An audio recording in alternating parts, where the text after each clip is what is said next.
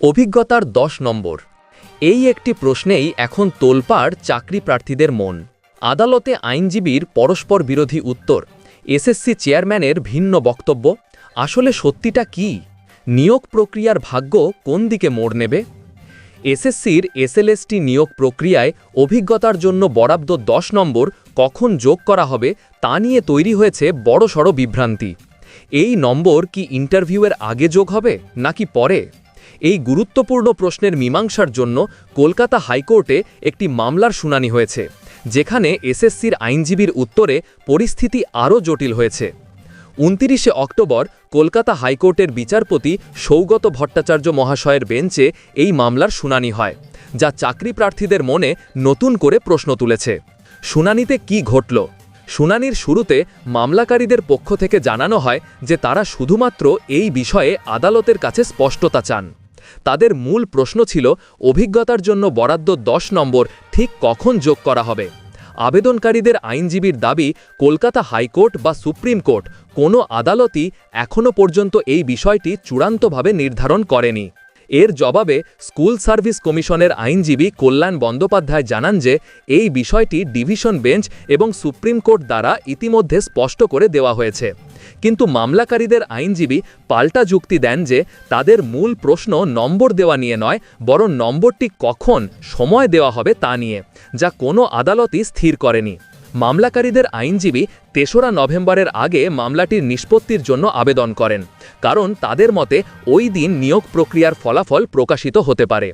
যদিও এসএসসির আইনজীবী এই দাবি খণ্ডন করে বলেন যে 3রা নভেম্বরের পর ভেরিফিকেশন এবং তারপর ইন্টারভিউ প্রক্রিয়া শুরু হবে। বিচারপতির সরাসরি প্রশ্ন ও এসএসসির উত্তর। শুনানির এক গুরুত্বপূর্ণ পর্যায়ে বিচারপতি ভট্টাচার্য এসএসসির আইনজীবী কল্যাণ বন্দ্যোপাধ্যায়কে সরাসরি প্রশ্ন করেন, আপনারা এক্সপিরিয়েন্সের মার্কস কখন প্রদান করছেন, ইন্টারভিউয়ের আগে না ইন্টারভিউয়ের পরে?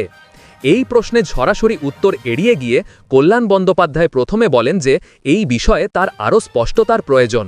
কিন্তু বিচারপতি পুনরায় চাপ দিলে এবং প্রশ্ন করেন, তাহলে আপনারা অ্যাওয়ার্ডিং অফ মার্কস প্রদান পাবলিকেশন অফ রেজাল্টের পরে দিচ্ছেন? এর উত্তরে এসএসসির আইনজীবী স্বীকার করে বলেন, হ্যাঁ, পাবলিকেশন অফ রেজাল্টের পরে আমরা অ্যাওয়ার্ড দিচ্ছি। আদালতে উপস্থিত অন্য এক আবেদনকারীর আইনজীবী সুদীপ্ত দাশগুপ্ত তখন জানান যে 2022 সালের নিয়ম অনুযায়ী এই 10 নম্বর ইন্টারভিউয়ের পরেই প্রদান করার কথা, ইন্টারভিউ লিস্টের আগে নয়। তথ্যের বৈসাদৃশ্য এবং বিভ্রান্তি। আদালতে এসএসসির আইনজীবীর এই উত্তর একটি বড় বিতর্ক তৈরি করেছে, কারণ অতীতে এসএসসির চেয়ারম্যান এক সাংবাদিক বৈঠকে স্পষ্টভাবে জানিয়েছিলেন যে নিয়ম অনুসারেই টিচিং এক্সপিরিয়েন্সের নম্বর ইন্টারভিউয়ের আগেই যোগ করা হবে এবং তার ভিত্তিতেই ইন্টারভিউয়ের জন্য তালিকা তৈরি হবে। আদালতে এসএসসির আইনজীবীর বক্তব্য, নম্বর রেজাল্ট প্রকাশের পরে দেওয়া হবে। এসএসসি চেয়ারম্যানের পূর্ববর্তী বক্তব্য, নম্বর ইন্টারভিউয়ের আগেই যোগ করা হবে। এই দুই পরস্পর বিরোধী তথ্যের কারণে চাকরি প্রার্থীদের মধ্যে বিভ্রান্তি চরম পর্যায়ে পৌঁছেছে। যদিও আদালতে পেশ করা তথ্য অনুযায়ী নম্বর পরে যোগ হওয়ার কথা বলা হয়েছে, তবে এসএসসির চেয়ারম্যানের পূর্ববর্তী ঘোষণার উপর ভিত্তি করে চূড়ান্ত প্যানেল প্রস্তুত হওয়ার সম্ভাবনাও উড়িয়ে দেওয়া যাচ্ছে না। এখন দেখার বিষয় কমিশন শেষ পর্যন্ত কোন পথে হাঁটে এবং চাকরি প্রার্থীদের ভাগ্য কোন দিকে মোড় নেয়। আপনি কি মনে করেন, অভিজ্ঞতার নম্বর ইন্টারভিউয়ের আগে দেওয়া উচিত না পরে? কমেন্টে আপনার মতামত জানান।